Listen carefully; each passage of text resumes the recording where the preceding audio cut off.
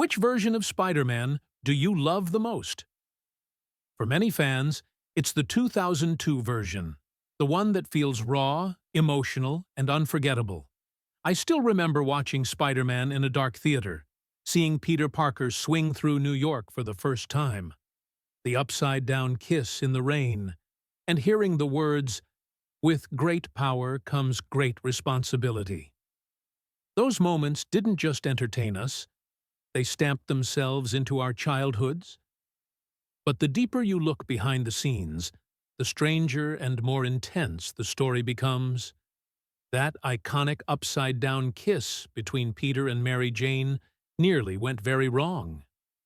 Tobey Maguire was suspended upside down for take after take, while artificial rain poured over his masked face. Because of gravity, water flowed straight into his nose, making it difficult to breathe. He could only take short gasps from the corner of his mouth. Combined with sinus pressure and a painfully tight suit, he came close to blacking out. On camera, the moment looks romantic. Off camera, it was a genuine endurance test. The Spider-Man suit itself was another nightmare. Made from thick latex and foam, it trapped heat and restricted breathing. Maguire often became dizzy from overheating, especially during outdoor shoots. Even basic needs became complicated. Using the bathroom required removing the entire suit, a process that could take over 10 minutes. Sometimes he simply held it in, pushing himself through scenes out of sheer determination. What looked like effortless heroism was actually physical exhaustion. Then history intervened. The film was shot in New York in 2001, and the Twin Towers appeared naturally in background shots. After the September 11th attacks, Sony made the difficult decision to remove all traces of them from the film and marketing. A famous teaser trailer featuring a helicopter caught between the towers was pulled immediately. Scenes were re-edited, visual effects redone, and posters redesigned. The changes weren't just technical. They reflected a collective grief and respect for a nation in shock. Danger on set wasn't limited to the leads. During one action sequence, a stunt performer fell roughly 40 feet after a rigging failure. He survived, but suffered a serious spinal injury that nearly ended his career. Filming stopped while safety procedures were reviewed. At the time, wire work technology was far less advanced, and every swing carried real risk. The cast continued quietly. Are you aware that every spectacular moment on screen came with real human cost? Even the villains went through dramatic changes.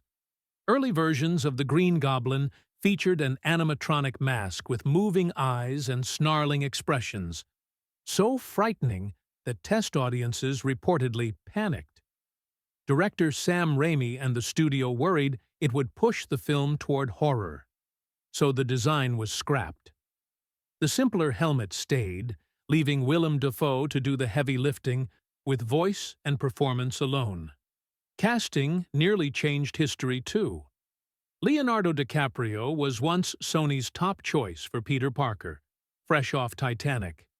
Other names floated around as well, including actors who would later become huge stars. In the end, Maguire's awkward boy-next-door energy felt closer to the comics. It was a risk, and it paid off. Or perhaps the most surprising twist is that the film almost had a completely different tone. James Cameron once developed a darker, more adult Spider-Man script, filled with profanity, explicit scenes, and brutal violence. Legal battles killed that version, opening the door for Raimi's more heartfelt, tragic approach, one that defined a generation. When Spider-Man finally released, it shattered expectations, becoming the first Marvel movie to earn over $100 million in a single weekend. It also became one of the first major films to be heavily pirated online, forcing Hollywood to rethink digital security. Looking back, it's clear why this version still resonates. It wasn't just a superhero movie. It was the result of accidents, risks, compromises, and passion colliding at exactly the right moment. And that's why, even today, 2002's Spider-Man still feels like magic.